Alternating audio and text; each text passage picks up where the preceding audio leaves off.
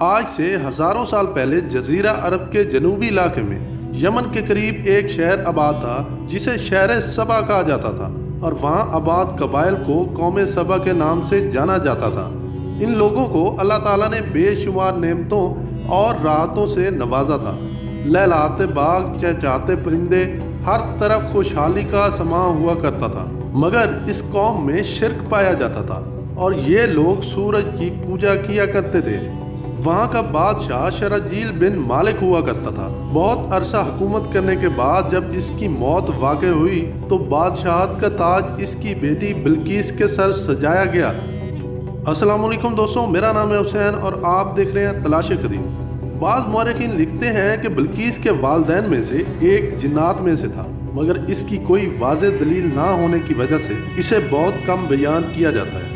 ناظرین، بتایا جاتا ہے کہ ملکہ بلقیس بہت قابل عورت تھی جس نے یمن پر 9 سال تک بہت بہادری سے حکومت کی تھی۔ دنیا کے بیشتر علاقوں میں جو بھی تجارت ہوا کرتی تھی قوم سبا کے لوگوں کے ہی ہاتھوں ہوا کرتی تھی۔ اسی وجہ سے یہ قوم دولت مند اور خوشحال تھی۔ مگر دوسری طرف یہ وہ زمانہ تھا جب مشرق سے مغرب اور شمال سے جنوب تک ایک ایسے بادشاہ کی حکومت تھی جس نے اللہ تعالیٰ سے دعا کی تھی، یا رب الکریم مجھے ایسی بادشاہت دینا جو مجھ سے پہلے یا بعد کبھی کسی کو نہ ملی ہو اور نہ ہی ملے۔ جی ہاں دوستو، ہم بات کر رہے ہیں حضرت سلیمان ابن داؤد علیہ السلام کی۔ حضرت سلیمان علیہ السلام کی حکومت دنیا کے بہت بڑے حصے پر ہوا کرتی تھی اور اس کا دارالخلافہ یروشلم ہوا کرتا تھا۔ اللہ تعالیٰ کی طرف سے آپ کو ہوا، جنات، چرند، پرند اور انسانوں پر حکمرانی عطا کی گئی تھی اور یہ تمام مخلوق آپ کے تابع تھی۔ ناظرین، ایک دفعہ کا واقعہ ہے جب حضرت سلیمان علیہ السلام نے دربار لگایا ہوا تھا جہاں پر جن و انس اور چرند پرند سب حاضر دربار تھے، مگر آپ کا چہیتا پرندہ ہدہد حاضر نہ ہوا۔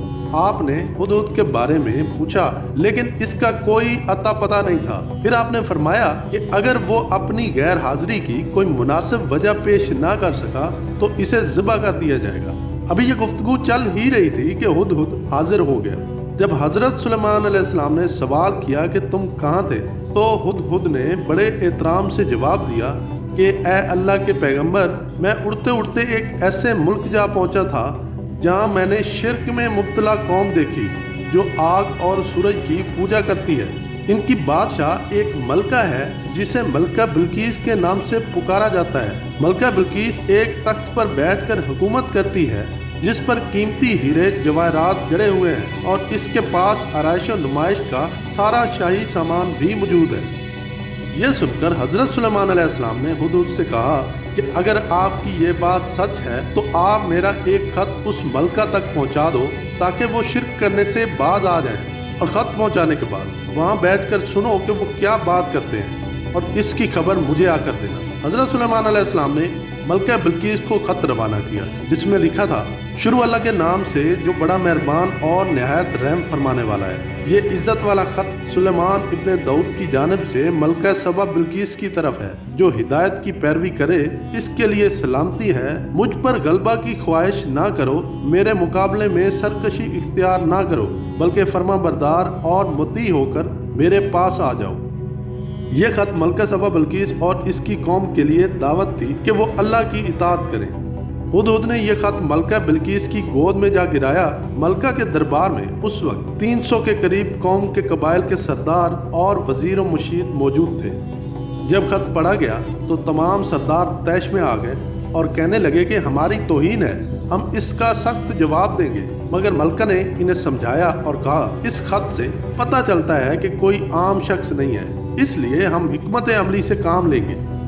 اس نے کہا، میں سلیمان علیہ السلام کی طرف ایک تحفہ بھیجتی ہوں، اگر انہوں نے قبول کیا تو وہ بادشاہ ہے، اگر ایسا ہوا تو میں اس سے جنگ کروں گی، لیکن اگر سلیمان علیہ السلام نے تحفہ قبول نہ کیا تو پھر سلیمان علیہ السلام کی پیروی کرنا ہوگی کیونکہ وہ نبی ہوگا۔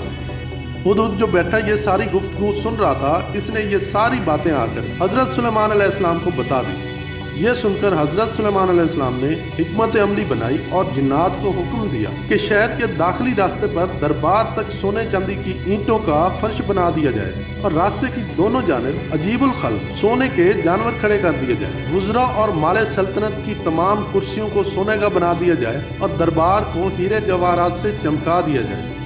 دوسری طرف ملکہ سبا بلقیس نے سلیمان علیہ السلام کے لیے تحائف روانہ کر دی، جس میں سونا چاندی، ہیرے جواہرات، غلام، کنیزے اور ملکہ سبا کا ایک خط بھی شامل تھا۔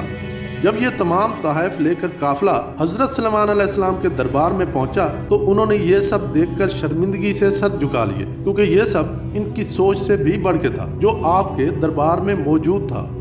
حضرت سلیمان علیہ السلام نے ملکہ کے قافلے سے کہا کہ کیا تم مال و اسباب سے میری مدد کرنا چاہتے ہو؟ مگر دیکھ لو، اللہ تعالیٰ نے مجھے جو دے رکھا ہے وہ اس سے کئی گنا زیادہ ہے جو آپ کے پاس ہے۔ تمہارے تحائف تمہیں مبارک ہوں اور تم یہ تحائف لے کر واپس جاؤ اور اپنی ملکہ سے کہو کہ ہمارا انتظار کرے، ہم ایک لشکر لے کر آئیں گے اور اس سے جنگ کریں گے۔ جب ملکہ سبا بلقیس کو یہ خبر ملی تو وہ سمجھ گئی کہ یہ کوئی عام بادشاہ نہیں ہے، یہ اللہ کی طرف سے بھیجا گیا پیغمبر ہے۔ لہٰذا ملکہ نے جنگ کی بجائے حضرت سلیمان علیہ السلام کے دربار میں حاضر ہو کر اپنی اطاعت کا یقین دلانے کا فیصلہ کیا۔ یہ خبر حضرت سلیمان علیہ السلام تک بھی پہنچ چکی تھی۔ آپ ایک دن دربار میں بیٹھے تھے کہ آپ نے فرمایا، تم میں سے کون ہے جو ملکہ کے پہنچنے سے پہلے یہاں ملکہ کا تخت لا دے، کیونکہ آپ کے دربار میں تمام مخلوقات حاضر ہوا کرتی تھی۔ تبھی ایک جن بولا کہ آپ کے دربار برخاست کرنے سے پہلے میں وہ تخت یہاں لا سکتا ہوں، میں اس کام کی پوری قوت بھی رکھتا ہوں اور امانت دار بھی ہوں۔ یہ سن کر سلیمان علیہ السلام نے کہا کہ میں چاہتا ہوں کہ اس سے بھی جلد وہ تخت میرے دربار میں آ جائے۔ یہ بات سن کر آپ علیہ السلام کے وزیر حضرت آصف بن برکیہ رحمۃ اللہ علیہ، جو اسم اعظم جانتے تھے اور ایک با کرامت ولی تھے، انہوں نے آپ سے عرض کیا، میں یہ لا دوں گا، وہ بھی ایک پل جھپکنے سے پہلے۔ چنانچہ حضرت آصف بن برکیہ نے کتاب کے علم سے یہ تخت لا دیا اور آپ یہ دیکھ کر پکار اٹھے، یہ میرے پروردگار کا فضل ہے تاکہ وہ مجھے آزمائے کہ میں شکر کرتا ہوں یا ناشکری، اور جو شکر کرتا ہے اس کا شکر اس کے اپنے ہی لیے مفید ہے، اور اگر کوئی ناشکری کرے تو میرا پروردگار بے نیاز ہے اور اپنی ذات میں بزرگ و برتر ہے۔ بتایا جاتا ہے اس تخت کی لمبائی 80 ہاتھ، عرض 40 ہاتھ اور اونچائی 30 ہاتھ تھی۔ اس میں موتی، ہیرے جواہرات، سرخ یاقوت اور سبز زمرد جڑے ہوئے تھے۔ حضرت سلیمان علیہ السلام نے اس تخت میں مزید رد و بدل کر دیا اور اسے پہلے سے بھی بہتر بنا دیا۔ جب ملکہ بلقیس حضرت سلیمان علیہ السلام کے دربار میں حاضر ہوئی تو آپ نے پوچھا، کیا تمہارا تخت بھی اسی طرح کا ہے؟ تو اس نے دیکھا اور بولی، یہ تو ہو بہو ویسا ہی ہے اور ہمیں تو پہلے ہی معلوم ہو چکا تھا، اس لیے ہم فرما بردار ہو چکے ہیں۔ ملکہ سبا بلقیس کے آنے سے پہلے آپ نے حکم دیا کہ ایسی عمارت بنائی جائے جس کا فرش شیشے کا ہو اور نیچے پانی جاری ہو اور پانی میں مچھلیاں اور آبی حیات ہوں جو صاف پانی میں نظر آئیں۔ حضرت سلیمان علیہ السلام اس عمارت میں اپنے شاہی تخت پر جلوہ افروز تھے اور شیشے کے نیچے صاف پانی اپنی پوری آب و تاب سے بہہ رہا تھا، جبکہ اس کے اوپر شیشہ نظر نہیں آتا تھا۔ جب ملکہ سبا بلقیس کو اس عمارت میں لایا گیا تو اسے دیکھ کر وہ سمجھی یہ پانی کا حوض ہے، اس لیے اس نے پانی سے گزرنے کے لیے اپنی پنڈلی تک کپڑا اٹھا لیا۔ تو سلیمان علیہ السلام نے کہا کہ یہ تو صرف شیشے کا چکنا فرش ہے۔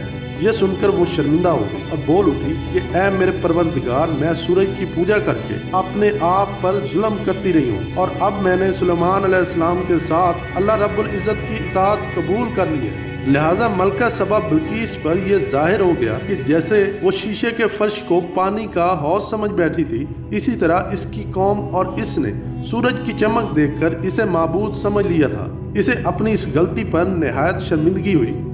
بعض مورخین لکھتے ہیں کہ اس واقعے کے بعد ملکہ سبا بلقیس آپ پر ایمان لے آئیں اور حضرت سلیمان علیہ السلام کے نکاح میں آ گئی، جبکہ کچھ نے لکھا ہے کہ آپ نے ملکہ بلقیس کو واپس یمن بھیج دیا تھا اور اس کے لیے وہاں 3 بڑے محل تعمیر کروائے تھے۔